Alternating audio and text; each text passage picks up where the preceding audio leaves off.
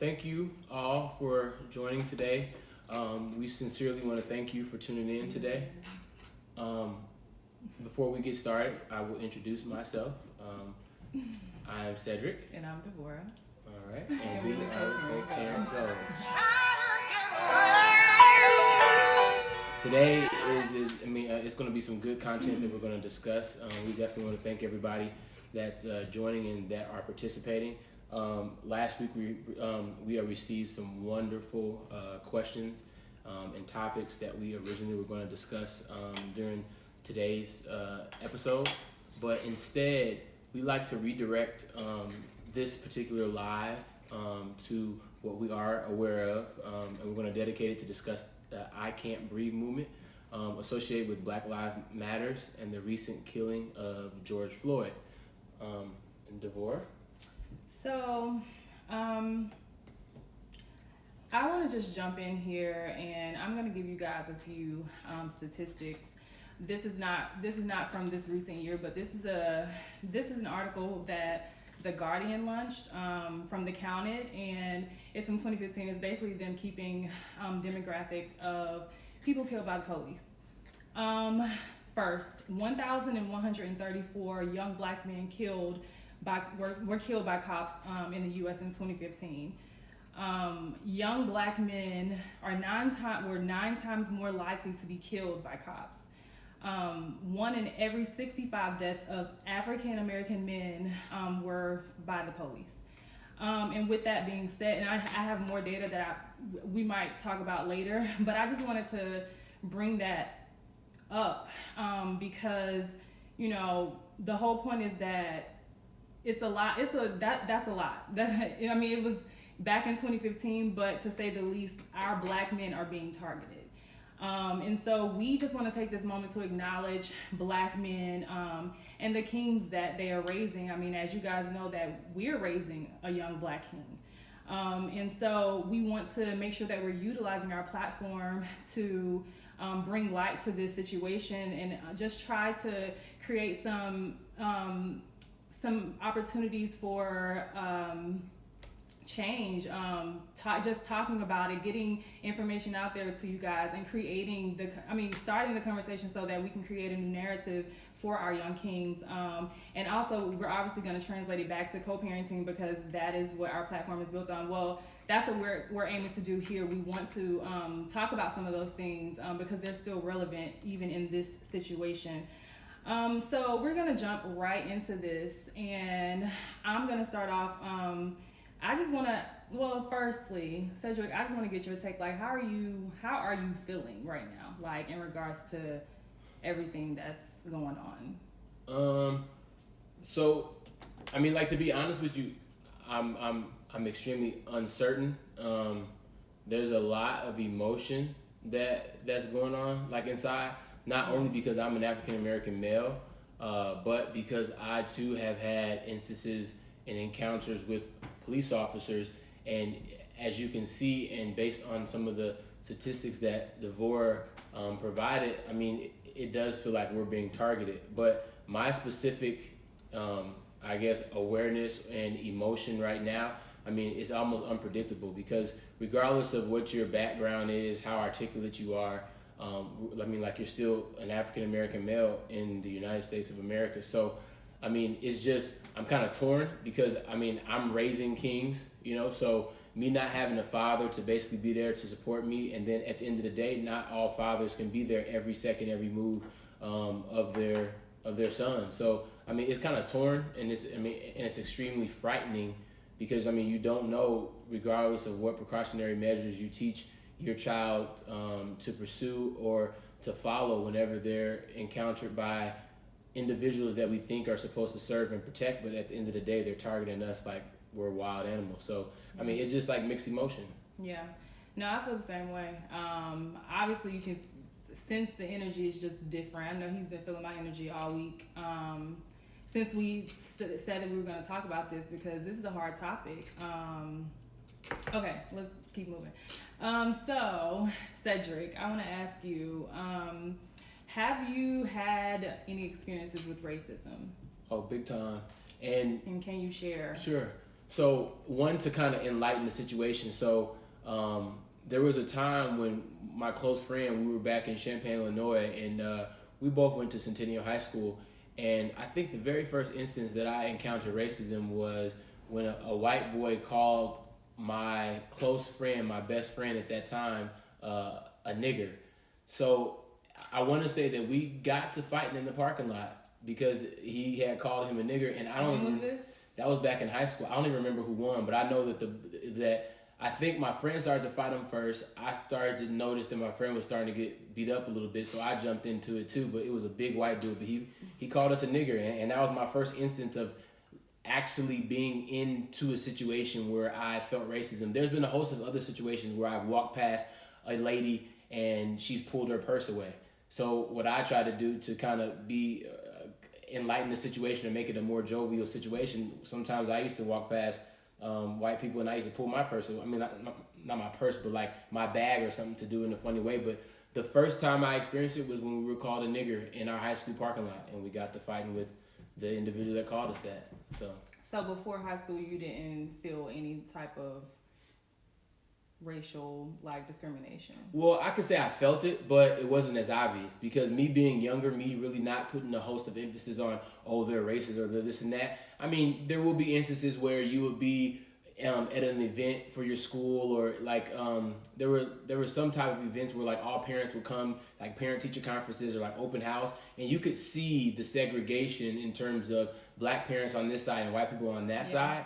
But there were really no individual instances that I was directly impacted. I mean, I just knew that I was black, I was different, and there were certain crowds that I could not hang around. But the first instance that we actually felt was in high school, and then from high school, that's when the encounters with like the police and stuff began. Right. So that's what I was gonna ask you next. Like, have you had any experience with police brutality? Yeah, and I guess I gotta tread a little softer on this topic because I've had issues with police officers, but sadly to say, they've all been black. There's been instances where I've been pulled over by white police officers, and I think I was telling Devore about the story like maybe the other day, but I was literally like, I had deserved to get a ticket or go to jail, but I was literally speeding down a street. I ran through a light. I had just took pre-workout, and the pre-workout was on the seat. He loved to defy the rules. I'm surprised they ain't try to get you sooner. No, yeah, I mean, but I had the pre-workout on my seat, and the cop pulled me over. He was like, why were you speeding? I was literally going maybe 25 miles over the speed limit, blew through a light, and I'm literally in a white neighborhood or a white area, like / white county. He pulled me over. He called back up. He basically came to the car, was like, why are you speeding? Why are you driving like this? And I literally told him, like, hey, I just took this pre-workout, and I'm about to go to the gym. And he looked and he was like, is that C4? I was like, yeah. So he literally let me go. Was like, man, slow down and be careful, man, and hurry up and get to the gym so you can kind of like wear off like the jitteriness. The other incident, but that was a white cop. Now the other incident was in high school. There was an event at the Leonard Center, and it was a big fight that broke out. A police officer literally picked me out of nowhere. He was a black police officer, and I asked him, like, what did I do wrong? He told me to shut the F up before we bust my teeth on the side of the curb, and I won't be found. And that was an African-American cop. That was around the time of high school. So those instances with the white guy in the parking lot that called us a nigger, and then the black police officer, that's when I started to realize that things were a little different in the world. And I mean, it just kind of put a sour taste in my mouth. So what it sounds like to me is that you have experienced not just the racial aspect of police brutality, but it's more in regards to like power. Yeah. And that, I mean, that's a thing too, with cops using their power regardless of if they're black, white, or whatever, but just feeling like they have that power. And I think another instance in regards to power is like when we, like with all these different instances that are taking place over all the like past few years, you know, we've kind of created this thing that we do with our, like, okay, here are some things that you can do if you are black and you do not want to get killed. These are things that you can do to stay safe. So when the cop pulls you over, keep your hands on the steering wheel. When the cop pulls you, if he tells you to take out your license and your registration, hey cop, I'm going to reach for it right now. I'm not going to move until you let me know that it's okay to move. Okay, I'm reaching for it right now. This is not a gun. Like all these extra different things, just to stay safe. No, that's, I mean, and I don't even want to jinx myself. I don't want something to happen after this show where I go out and try to use some of the things that I've learned. But to your point, it's true. Like I've literally had to dummy down my intellectual perspective when I get pulled over by a cop. And in my mind, I look at it as a video game. I said, you know what? Now you press start on that video game, and now it's time to play the role. Because at the end of the day, you don't know if that encounter with the police officer is going to be your last encounter. So what I typically do is I drive, a regular car. I drive a Toyota Camry. I don't tint the windows, and I keep my Morehouse plates on it. Whenever I get pulled over, sometimes if I can feel the energy of the cop, I'll throw in something that would make him a little less threatened. Hey, I was just heading to Whole Foods to pick up dinner for tonight. What did I do wrong? And that's the thing. The threat is not what you do. The threat is the fact that you're black. Exactly. But there are. But I get what you're saying. Like, definitely, there are some things that we can do to, because it's like, okay. So my thing is like, don't give the cop, because if I had to give advice to my son, I would be like, don't do anything, because they're already looking for something because you're black. So don't give them another reason, or don't even and it sucks that I have to say give them a reason, because some of those things are not a reason enough to shoot anyone. It's just the fact that they feel unsafe and they feel threatened.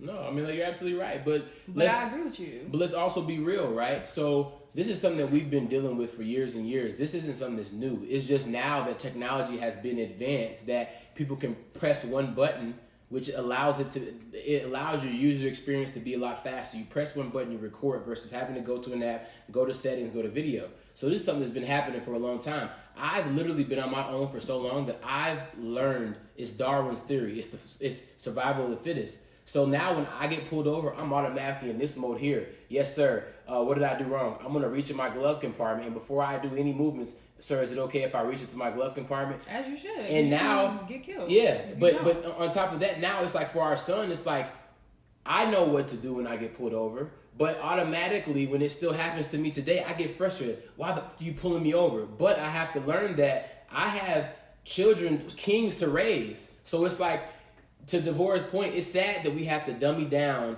our presence when we're already looked at as a threat. But I know now how to play the game. And when I drive off and the cop drives past me, I'm like, hey, like you can count me 1-0. Now, like 1-0, I'm up. And that's how I look at it. You won that time, but every time you won't win. Because you're black. That is true, but I get what you're saying. Like you can eat, like if there's it's like a choice. If you say, hey sir, why are you asking for my licenses, blah blah blah, like you can question all day, but in that cop's mind, that's oh she's not being non-compliant or he's not being non-compliant, so they're already ready. They're already, after that, anything could happen. Yeah, you know what I'm saying? And it's just like, right. I understand standing up for yourself, and I'm all for it. Like, I completely get it. But it's just like, at the end of the day, I would rather walk away alive than, that's just me. And that's what I would tell my son. Like, come make it home safely. Well, my advice, and I do agree with you, but to anyone raising a child, period, not necessarily just black, but specifically tailored around African American males, I think the biggest thing is to have some type of mitigation strategy in place. For me, the mitigation strategy is to already have my license and registration in a particular area where I have less movement. Is it fair that we have to do that? Absolutely not. But that makes sense. But do you need to make it out of that situation? And in my mind, I'm not thinking about, man, why do I have to go through and do all these extra precautionary measures for when I get pulled over? My mindset is make it home so that I can explain to my son what transpired, and then he can actually use whatever I did to get out of the situation so he can do the same thing. Racism, slavery, been going on for hundreds and hundreds of years. Yeah. So regardless of whatever we put in place, and then we can get into this later on, the riots and things that are transpiring, there's still a level of conversation, understanding, and intellect that needs to happen in order to mitigate racism, and all the negative things that are that are going on right now that impact us, and we're literally dying at an astronomical rate because of these things. So, Right. I mean, like I'm going through like mixed emotions right now because it's like sometimes what you don't know. And then to Devorah's point, there's been times where I was like, man, like I'm done. But I was able to use some of the things that I had mentioned before, and I was able to get out of the situation. But the sad thing is that to her point, if a police officer pulls you over and he wants to kill you, regardless of how intellectual you are, regardless of what school you went to, regardless of how you try to diffuse the situation, you're gonna get got. Right. So I don't know what to do. And that's the thing. That's like we can have these conversations. We can have like, because essentially what we've been having over the past few years is, okay, you know, we can give you some tips so that you can make it home safely, so you're less likely to get killed. But what we need to be discussing is what are the things that we need to, because we're altering the black people's behavior. And we're speaking about black people. Obviously, you know, white people get shot by cops too, but we're talking about black people today. So, you know, you can alter the black people's behavior all day, but they're still getting killed.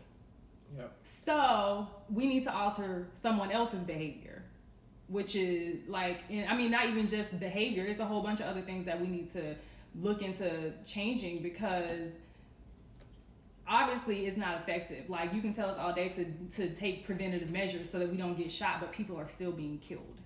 Yeah. So that's true. And I want to say this because you brought it up, but like, so what age would you think is appropriate to even talk to these type of things, like with your kid? 3, because I honestly think having a learned behavior of reality sooner than later is most effective. Like there's positive affirmations that I teach Christian every single day that he wakes up. I am strong, I am king, I can accomplish anything that I want, and no one can stop me.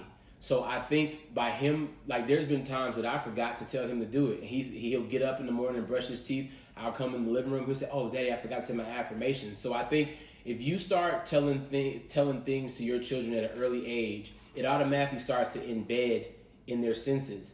I mean, you don't have to tell them things like what? I mean, basically, you can give them real life situations. Like there's been instances where I told Christian, like, what do you do if you ever get pulled over by the police? And he's like, well, police are good. I said, yeah, they are good. But in some instances, what if the police officer's angry at you? He said, well, I'll call mommy or daddy. So you're talking about police brutality. Well, I'm talking about police brutality. I'm talking about life situations in general. I mean, there's certain core characteristics that you can teach your children early. Self-control, that's something that I also, and like you do the same thing, self-control. If you get excited, and we've even talked to Christian about this a host of times, when you get excited, like relax. Like if you feel like you're about to get out of body, think about the consequence, think about who you may hurt if you do something like this. No, like seriously. So it's like teaching him small things that he can think about. When he gets older, those things only become embedded in his mind. I remember when I was younger, I always said before I went to sleep, Psalm 23. That's one thing that I always remember. My mom started telling me that at 2 and 3 years old. It's just, it happens so much, so often. So I think the conversation needs to start earlier, sooner than later, and then it needs to be kind of embedded in like a fun way, not in a way where you scare your children, but like I quiz Christian. Hey, what do you do when you do this?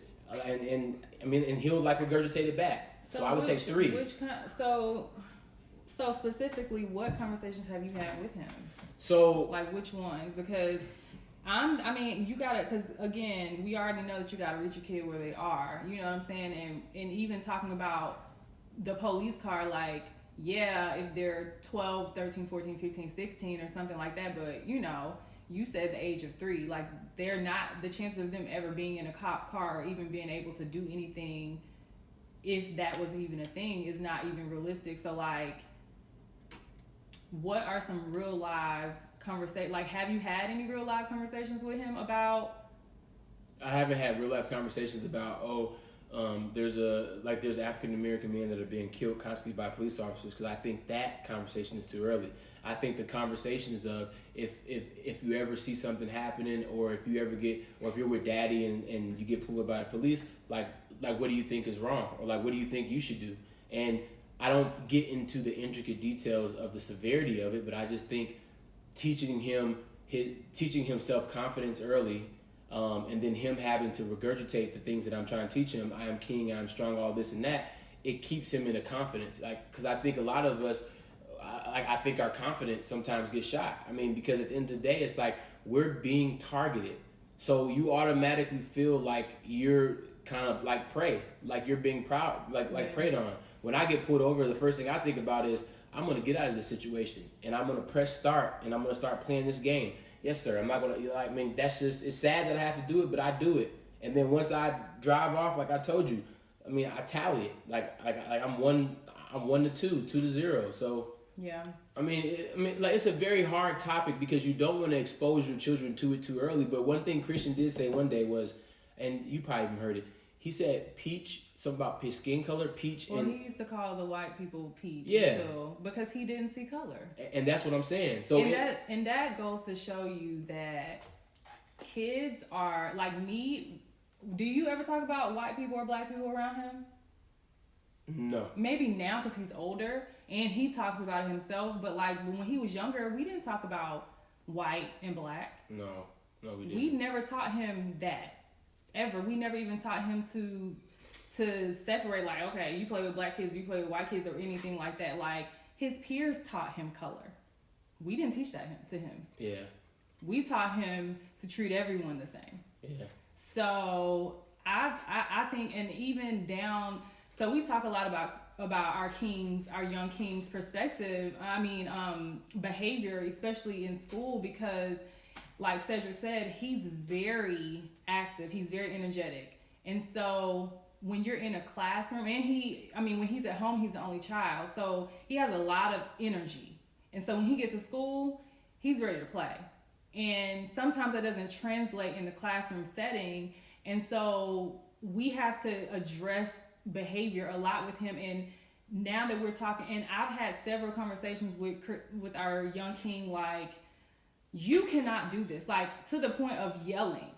You can't do it. Like if he hit somebody, because that's been a thing, like he might accidentally hit somebody, or he's being wild and crazy and knock somebody over out of a chair on accident, but it still happened, and so he still gets in trouble for it.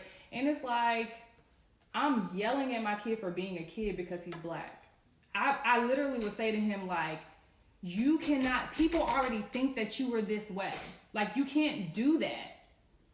And it's crazy that I've had those conversations with my son. Yeah.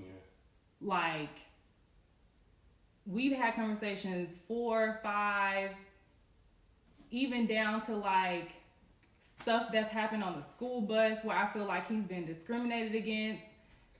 Like,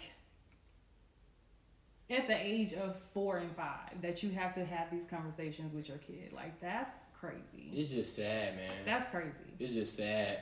I mean, and then on top of that, it's just like, the crazy part is just like, and I want to tread softly, but I don't really know how much rioting is going to help, because I think what rioting is going to do is it's going to sweep the trueness of racism and discrimination under the rug, because now people aren't going to want to be as vocal about it. And I think that previously, before, if people were racist, they were racist, like they didn't care. But now it's like there's going to be instances where African Americans or the minorities in general are going to be in situations where, I mean, people won't clearly say or express certain things that may be racist, but they're going to be doing it. So I think it's going to be more so done now, I mean, in a more secretive way. But I mean, I don't really know the benefits of what rioting is today, and I haven't even, I mean, I'm not sure if you have, but I haven't expressed any of this stuff to Christian, because it's like it's almost out of sight, out of mind. No, I was going to ask you if you had a conversation with him about this, because I haven't.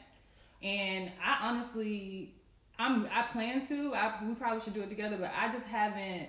I ain't even really found the words to process everything yet. I mean, so it's like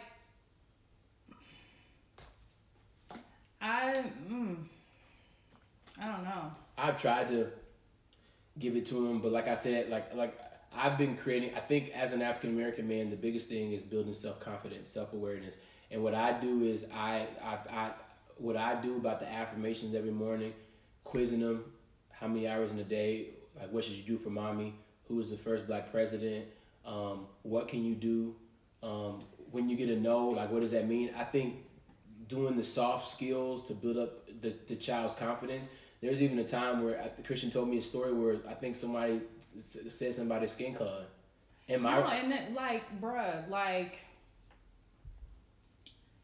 those are the things that I don't do, that I can't do. And we've had those conversations. Like, I've literally taken Christian, I was taking his hand, like, we were on the way to the school bus. I took his hand and I said to him, you know that there are some people who are not going to want to play with you because your skin is this color. And we literally sat there and cried before he got on the school bus. No, I didn't know that. I mean, that's deep. Like, even down to, like, kids, like, making fun of his name. Yeah. Like, Christian, because he's the only child at home, like, he just want to play with other kids.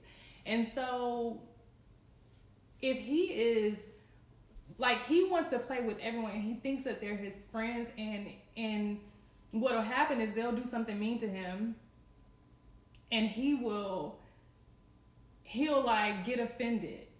And so he's like, Mommy, I don't want to play. Like when we were, because of the pandemic, we couldn't play with kids, but they were like, we have neighbors across the street. And it's like three or four of them, and it's only Christian over here. So they would actually play games across the street from each other. So, like, they might race, Christian might race around our house, and they would race and just, play different ways like that. And sometimes I think there would be like a cousin coming to the house, so it was like a different kid that doesn't live there. When that kid came, like, they would say, like, I remember him, he yelled across the street, and he was like, Christian, isn't your last name Edudu? Christian didn't even respond. He literally walked away and went, and he was walking to the house. I was like, Christian, come, what's wrong? Because I heard everything, but I was like, he was like, well, they were talking about, my name. And I was like, well, Christian, if they're talking about you, are they your friends? And he was like, I mean, but that's my friend at school. I was like, but Christian, if they're talking about your name, they're not your friend. Mm-hmm. Like, that's hard for kids to grasp. Like, I'm talking about friends, and there's people out here that literally want to kill him. That's crazy. Yeah, no, that's true. That's very true. I was made fun of, like, when I was younger, and that's why my mom gave me, and I think that's where a lot of my anger came from, because, like, when I was in middle school, I was just beating up everybody. Like, I mean, like, sometimes I even beat up some of my friends, and then in high school it got worse. I beat them up even worse because my mom changed my last name to Moore, so I went to Cedric Moore. But then, again, my confidence wasn't built when I was younger.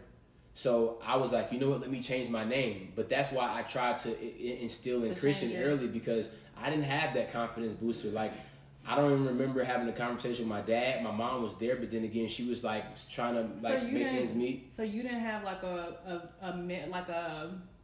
father figure or someone who was giving you advice about this type of stuff? I had absolutely nobody. So what I tend to do every morning that I wake up, I say, what did I miss when I was younger, coming of age, that I know that I would have been on a better path than what I ended up being on now, faster? And my biggest thing was confidence, self-esteem. I didn't have that. Yeah. So I acted out. So I would go into school, you say Cedric you do or I do, I'm gonna whoop your ass. And that's just what it was. So I became very angry, beating up people all the time, but it's because I didn't have that confidence. And if I had somebody like when I was 2 and 3, you're a king, you can do anything you want to do. It doesn't matter what people say, sticks and stones may break my bones, but words will never hurt me. That even small slogan still sticks to me, but I learned that when I was beating people up, getting disorderly conducts and all this other stuff. So That's why I say it's important to build the black man's confidence early. Because right now, to your point, you got your own friends that are jealous of you, don't want to see you win, make fun of your last name. So what are you supposed to do in preparation when you get out inside of the world and you come across a cop that's not the same color as you that wants to take you out? The first thing you got to think about is, I am strong, I am king, I can accomplish anything that I want to do. Sticks and stones may break my bones, but words will never hurt me. when that black cop told me, shut the F up or I'm going to bust your teeth on this curb and your parents will never see you again, in my mind it clicked, sticks and stones will break my bones, but words will never hurt me. I would have got out the situation with no teeth, but I would have been able to explain it to my children, like to my kings, like this is what happened. Right. So that's why it's important. But that's why we have this platform, because even though we are not in the same home, you know, like, is that even a thing? Like, whether a kid is, if they're in a broken home or a single home, are they more likely to be exposed to police brutality and that type of thing versus the other kids who have both parents in their home?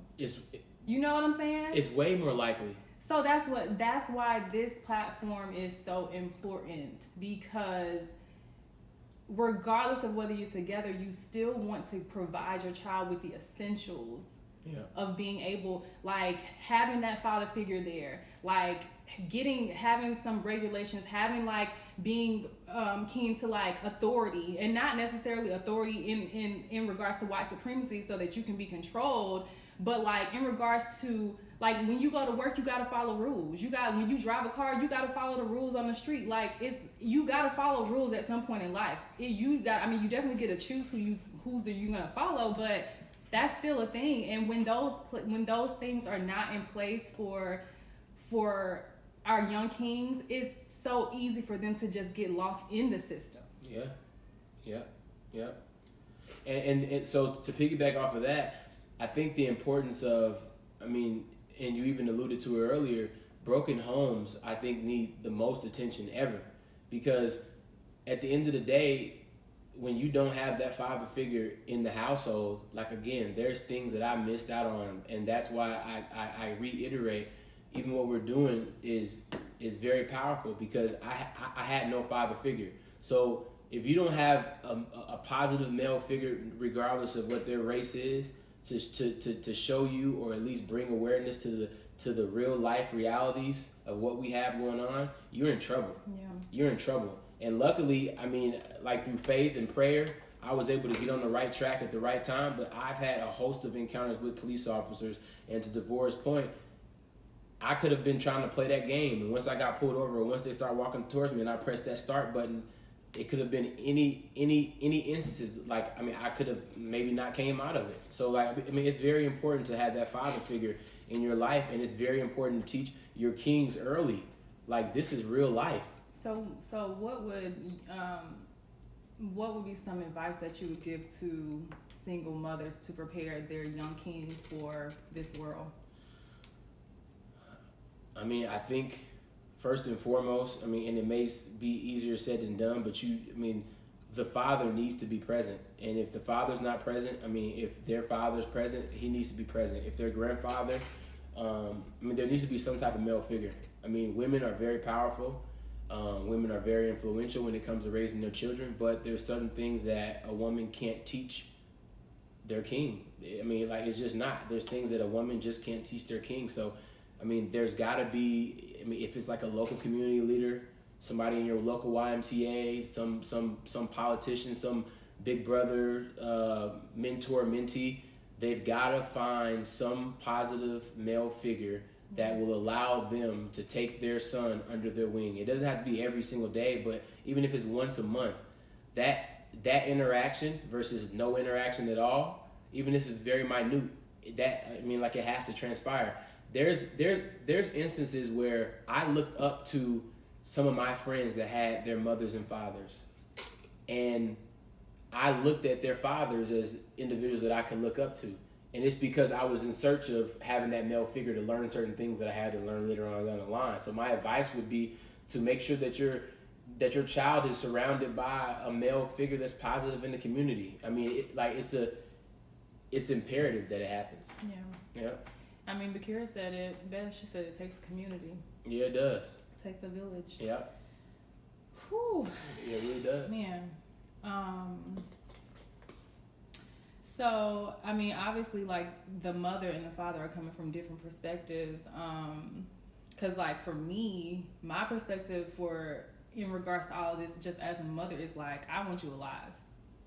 Like, do whatever you need to do to stay alive? Like, what is your perspective, just in general, as a father?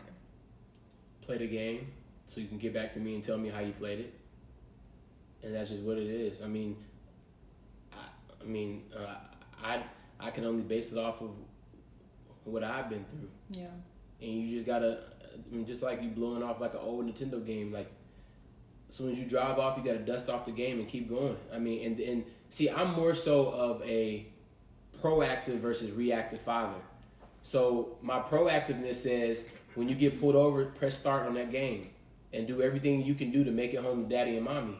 I know some parents may be reactive. But me specifically, I think of how can you diffuse a situation. And in my mind, to Devorah's point, if a police officer pulls you over and he's like, oh, okay, we got us one and we're going to take him out, sometimes your mannerisms can be a change of heart. You already got a host of strikes against you. You're African-American male, you're black, and if you driving a nice car, you're being stereotyped. So there are things that you can do to diffuse a situation, and my advice to any of, to my kings is press play. Press play, just like how they're supposed to press play on their badges or on like their video recorders. Press play that game, and have everything already organized. Like have a story in mind. Hey, I'm just heading home now, leaving the friend's house, X, Y, and Z. But there's certain things that I've been caught off guard. Like there's questions that I've been asked by police. But my thing is more so proactive, preventive measures so that you can drive away, put your seatbelt on, and get home to mommy and daddy and tell us what happened. So. It's a tough subject, but like even me today, I've got a host of friends, but I know at the end of the day, if I'm somewhere and I'm in a particular area and I get pulled over, I gotta be ready to play the game. I gotta be able to pull out my cards and see like what I can do. And there's been instances where I have left gatherings with some friends that weren't my skin color, and the cops have specifically watched me get into my car and literally trailed me. But me knowing how to play the game, I know you follow me. I'm gonna get to the stop sign. I'm gonna wait for 3 seconds instead of 1. And for 5. And that's the game you gotta play. And like they're on the phone, like, bro, if they pull you over, like we'll come back around. But I know what game I have to play. And each time a cop gets behind me, I already know I've paid my my tax and all that stuff. So I did everything that I need to do. So if I get pulled over, it's because they're stereotyping me. So I've left the club, a party, and I've gotten pulled over. But I've literally stopped at the stop sign for 3 seconds, had my seatbelt on, and I'm driving 10 to 2, 10 to 5. And I like to drive like this, but I do this if they get behind me because I'm playing the game, and that's what I do. So, there's things that I'm going to teach, like my kings on what you need to do, but life is life and reality is reality. And I don't have time to be getting angry when I know that at the end of the day, they want to take me out. So I'm going to be that white black boy, and maybe it's a horrible combination to use, but that's how I am. When I get in my car, my seatbelt's on, and I have my license and registration. I don't even have my license in my wallet. My license and registration is in my sunglass thing, and it's this right here. And you can't tell me that this finger is about to pull out a gun, so I'm doing this, sir. Can I reach for it? And that's just what it is. Yeah. So. Whew. Okay. So obviously there is still a lot of work to be done here. And you gave everybody like a great perspective in regards to like some things that you do to increase your chances of staying alive. Yeah. You know what I'm saying? But like, what are some things that we can do aside from altering our behavior so that we can live? Nothing. I think that if they changed, and I saw a post. Nope. You said we. What? What can we as African Americans do? I didn't say we. I'm saying we as in everybody. There are obviously things that have to take place, like regardless whether in our control, out of our control. We're just having an open conversation. Like if this is going to be, if there's going to be a resolution. Because if not, then we're gonna be stuck in this. So yeah. I think if we wanted to address this without having to put the blame back on the black man, then I think it would be more about being more proactive about police trainings. What is the protocol? Like, what are they going through? Taking away and like moving things around so that they have to go through certain things. Like if you're a cop and you're scared of black people, you shouldn't be a cop. It's black people in the world. How you gonna just be scared? Well, to your point, I think that's a great point. And there's two questions that arose once you said that. And I thought your initial question was, what can we do as African Americans so that we aren't targeted? And my answer was nothing. And I believe that's true. But on a more holistic perspective, when you say what can we do, and I understand what the question was, I think it starts out with screening police officers to the third degree. The police officer that killed George Floyd had 17 previous complaints, and out of I think 4 instances, one of them was a fatal instance. That's learned behavior that shows that you are a hazard. You shouldn't be on the streets. So I think the first thing is accountability. I think a lot of these police chiefs and mayors, they need to dig down deep into the people that they have on the streets to protect and serve. To Devorah's point, she is a data behavior analyst, used to be, and she used to wear helmets, gloves, all this other stuff. And if one of the kids working with kids who have autism and disabilities, so if one of them kids that had autism or any type of underlying disability, if they attacked us, you couldn't beat them up. You don't beat them up. So we prepare. Exactly. We wear garments. We wear protective gear. Not garments because it's not cute. We wear protective gear, and we manage behavior. The kid could be 21 years old, 6'2". Yep. And we have to manage behavior. This man could pick up a pair of scissors. He could pick up a pencil and try to stab you, and you manage the behavior. Yep. I don't pull out a gun and shoot the kid that has a disability. And that even goes back to think about these kids who actually are living this, like who are black and have a mental disability. If a cop pulls up and a kid, just say I have an autistic kid, he's wilding out in the grocery store, and I didn't, just say he ran away from me, but someone noticed and they call the cops. When the cop get there, they're gonna shoot my kid. Yeah. We can't do that. So Bakira said. No, is it Kira? Oh yeah. Yeah. So I agree. Education. So educate yourself. Aside from the proper etiquette when pulled over, there's nothing more that us black people can do. Educate yourself, know your rights, and prayer. And that's why I go back to instilling in your children earlier self-confidence, building up their self-esteem. Because at the end of the day, they're going to be in situations that are going to be out of your control. You have to teach them the core principles. And the core principles is letting them know, helping them know their rights, helping them know that they're powerful, helping them know that they're kings, helping them know that they may have to, I would not say dummy down, but they may have to become less aggressive to the outsiders to get out of a certain situation. But there's really nothing that you can do. This stuff has been going on for 200-300 years. We are now being able to see it firsthand because technology has gotten better. So now it's ensuring that your immediate circle of friends and family, you guys are close knit. If you have friends that are of other races, you guys all have an equal understanding that if I'm ever in this position, you come to my defense. Mm-hmm. If I'm ever in a situation where anybody that you know that I know, vice versa, come to their defense. So it starts collectively within your circle. I think it starts within the. It starts at home too. Even the police, like. If you are working with a bad cop, say something. Yeah, that too. You cannot just sit back and let these things happen. We're tired of creating responses, and don't nobody want to keep charging the police. They should never do it. It should never happen. So we got to find a way to stop it. And people that are there had not even just. I don't know. It's just like it's so many things that need to be addressed. Yeah. Because even the conversation we was having last night, the issues of just power within the police, within police brutality, that being a form of racism, but then there being other levels of racism and social classes and all those different things It's so many levels. It's so many systems that we're fighting. But then on top of that, raising a black king in today's world, you're not only showing them or telling them how to survive, you're also showing them how to be a citizen where they're not looked at like they're going to be another statistic. So you're having to keep them in a mental mind state where they can go to college, where they can graduate, where they can get a good job, where they can do X, Y, and Z. So on top of just trying to stay alive, it's a lot of other stuff to deal with. I'm not old yet, but I'm not super young, but I'm not old. But on top of me having to make sure that I'm going to stay alive every day, I have to raise kings and tell them what they should do so that they can stay alive every day, so that they can go to college, so that they can do everything that you say and they still might die. Yeah.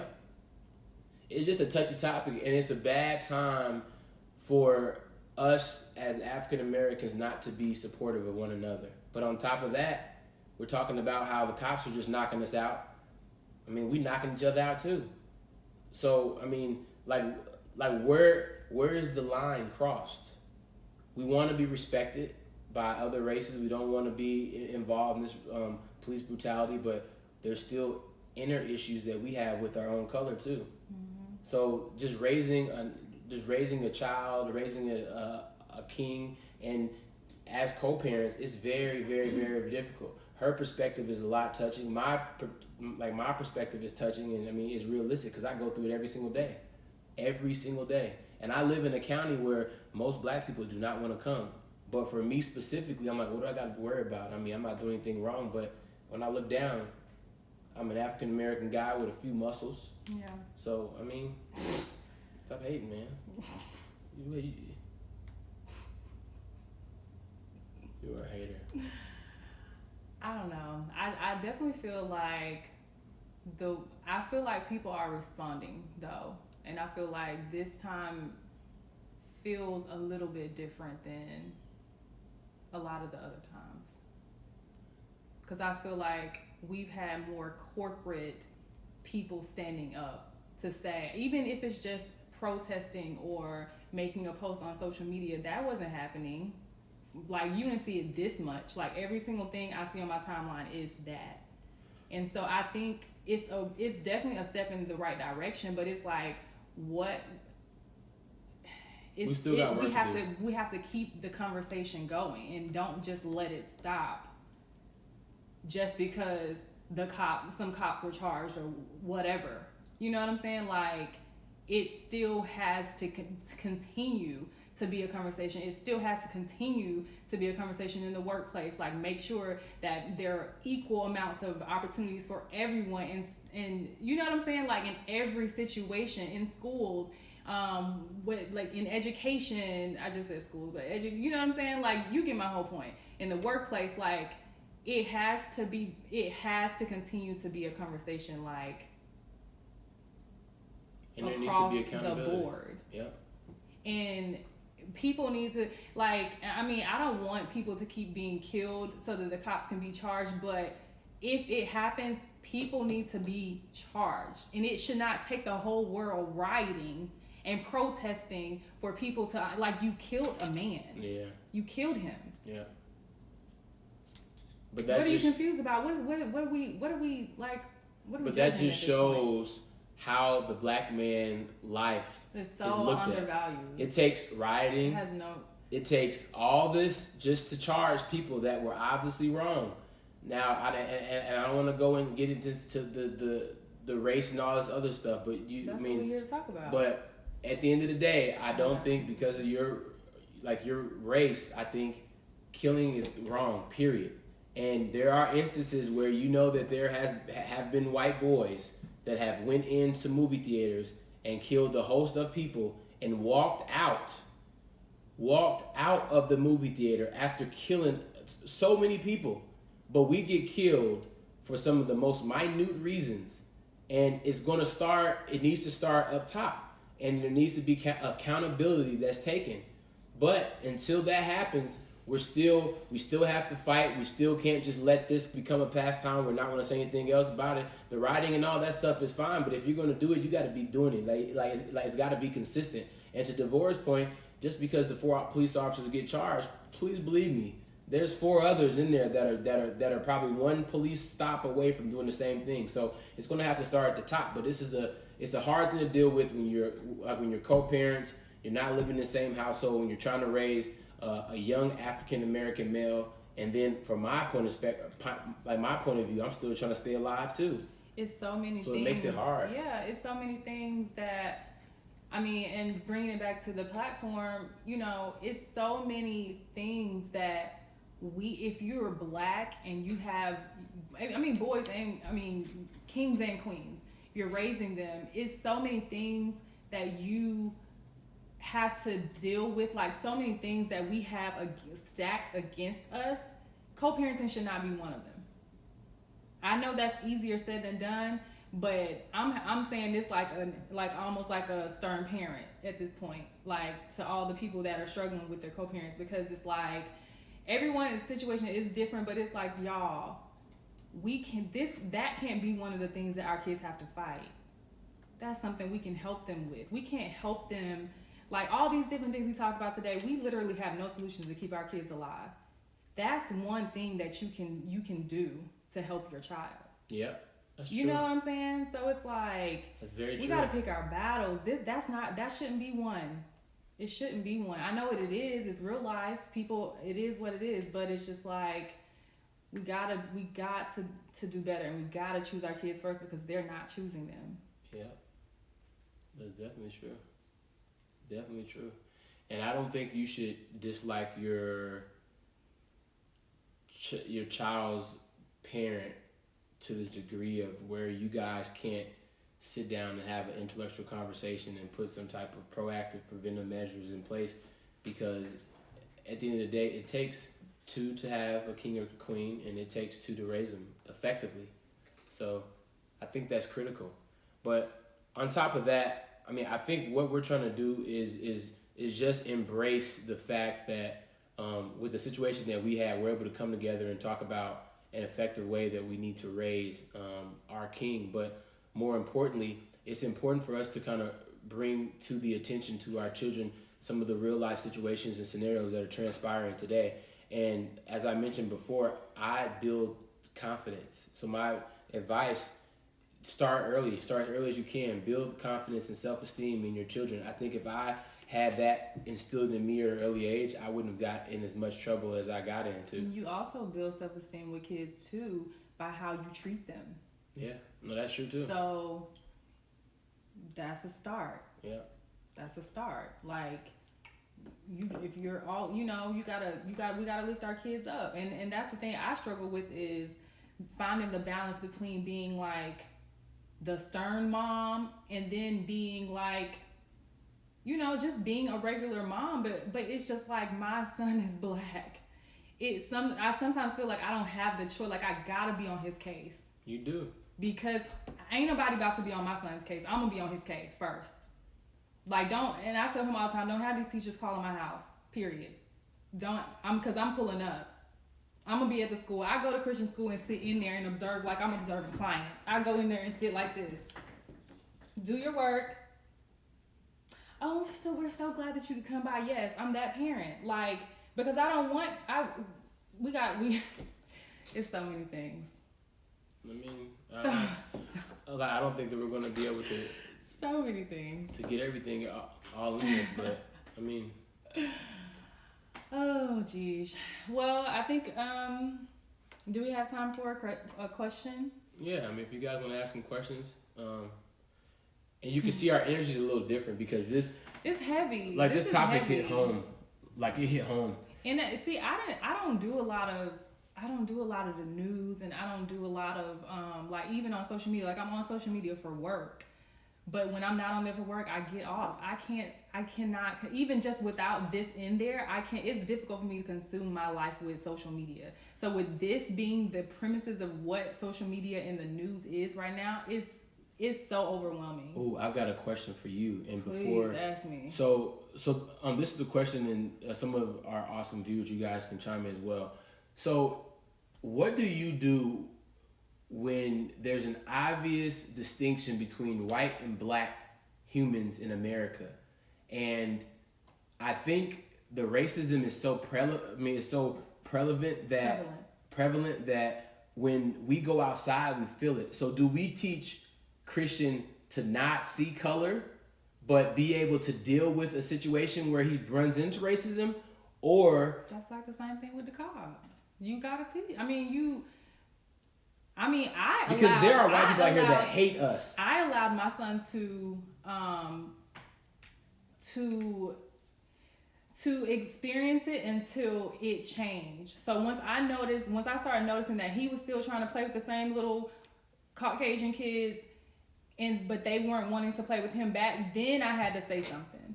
And I don't know, I could have said something sooner, but it's like, no, because every white person is not like that. So it's like, let him experience things and let him contact the contingencies, and then I'm gonna be there on the back end, like, okay, so this is what happened. Yeah. And that's okay. We can make different friends. We can play with, don't you play with this other kid, or, it's okay if they're not being nice to you. You don't have to play with people that aren't nice to you. Yeah.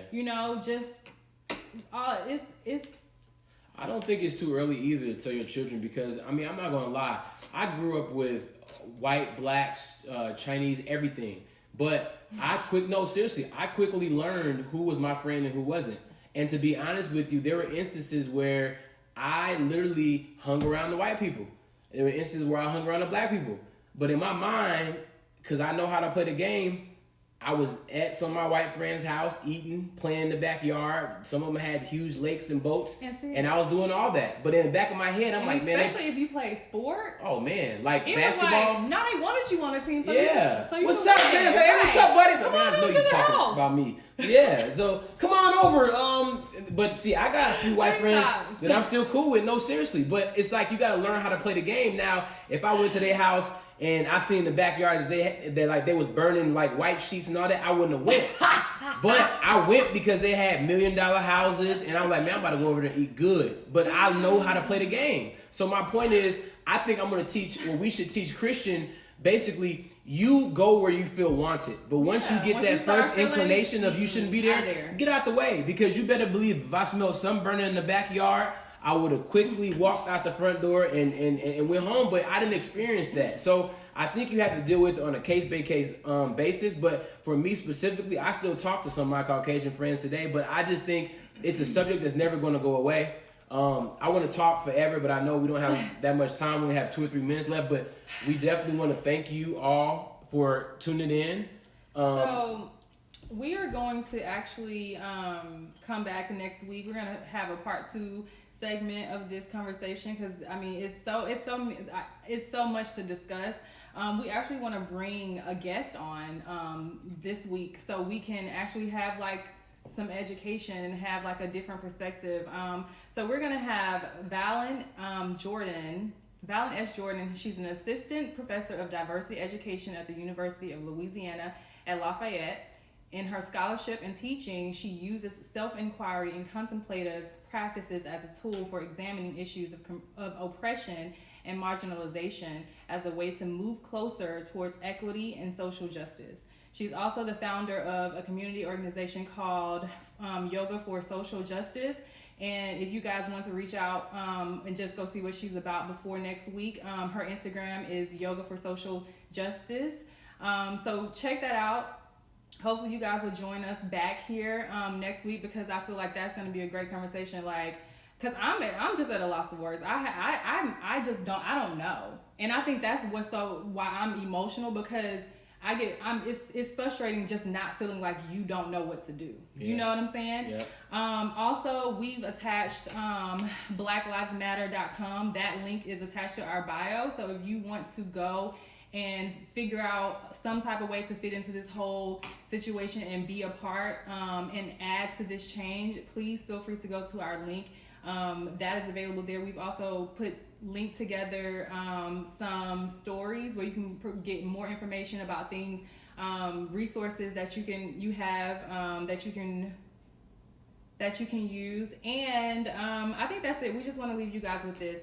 I never knew how strong I was until I had to forgive someone who wasn't sorry and accept an apology I never received.